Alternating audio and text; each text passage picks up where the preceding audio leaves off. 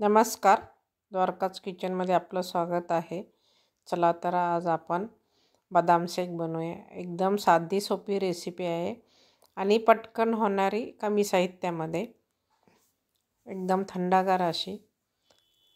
बघू शकता तुम्ही, कलरही छान आला, चवीला तर अप्रतिम लागते। त्यासाठी मी हे बदाम घेतले, अर्धी वाटी बदाम घेतले मी आणि छान भिजून घेतले 5-6 तास।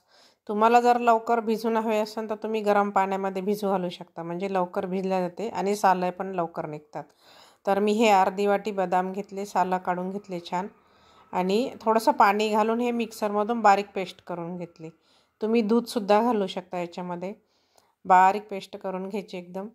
आणि आता पॅन गरम करायला ठेवला गॅसवरती, अर्धा लिटर दूध घातलं। दूध गरम होते तोपर्यंत इकडे मी अर्धी वाटी दूध घेतलं, त्यामध्ये मी 1 चमचाभर कस्टर्ड पावडर घातला आणि छान मिक्स करून ठेवलं। आणि हे जे मी काही बदामाचे काप, म्हणजे भिजवलेले बदाम बाजूला ठेवले होते सालं काढून, त्याचे आपण बारीक बारीक काप करून घेऊया, लांब लांब असे, म्हणजे आपल्याला गार्निशिंगसाठी आणि आपण याच्यामध्ये सुद्धा वापरू शकतो। आता मी 4 चमचे साखर घातली, तुम्हाला दाखवला मी तो चमचा, म्हणजे आपले पोहे खायच्या चमच्याने घातले तरी चालते। तुमच्या आवडीनुसार तुम्ही गोड कमी जास्त करू शकता। आता आपण जे मिक्सरमधून बदामची पेस्ट काढली होती ती पण याच्यामध्ये घातली। आधी मी 15 मिनिट मी दूध छान उकळवून घेतलं, त्यानंतर पेस्ट घातली।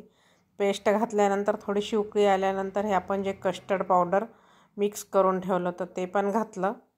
आपण आता बदामची पेस्ट घातली आणि हे कस्टर्ड पावडर पण घातलं, त्याला छान उकळी येऊ द्यायची। थोडं केशरच्या काड्या घातल्या मी, थोडेसे बदामाचे काप घातले आणि आपल्याला हे 10 ते 12 मिनटं छान उकळी येऊ द्यायची। म्हणजे छान आपण जे मिश्रण घातले त्याच्यामध्ये कस्टर्ड पावडर आणि बदामची पेस्ट, तर हे छान शिजल्या जाते आणि थोडंसं दाटसरपणा येते। बघू शकता तुम्ही, एक 10 ते 12 मिनिट आपल्याला छान शिजवून घ्यायचं आहे। मस्त हे झालं, बघू शकता कलरही छान आला। तुम्हाला जर थोडंसं कलर वेगळा म्हणजे पाहिजे असेल तर तुम्ही थोडेसे फूड कलर वापरू शकता, 1-2 थेंब असं। थोडंसं आईस्क्रीम इसेन्स घातला तरीसुद्धा चालते। आता मी गॅसवरून पॅन खाली उतरून ठेवलं, थोडं थंड होऊ दिलं, त्यानंतर मी हे बाउलमध्ये काढून घेतलं। थोडंसं केशर, काजू, बदाम आणि पिस्त्याचे काप घातले वरतून। आता आपण हे 4-5 तास फ्रीजमध्ये ठेवून देऊया। 5 तासानंतर छान एकदम थंड होऊ द्यायचं, त्यानंतरच हे आपल्याला बाहेर काढायचं। तर 5 तास झाले, बघू शकता तुम्ही, छान घट्टही झालं आणि कलर थोडासा वेगळा दिसते थंड झाल्यानंतर। आता हे पुन्हा छान मिक्स करून घ्यायचं। फ्रीजरमध्ये ठेवलं म्हणजे लवकर थंड होते आणि थोडंसं दाटसरपणा पण येते त्याला, बघू शकता तुम्ही। आता आपण हे ग्लासमध्ये काढून घेऊया।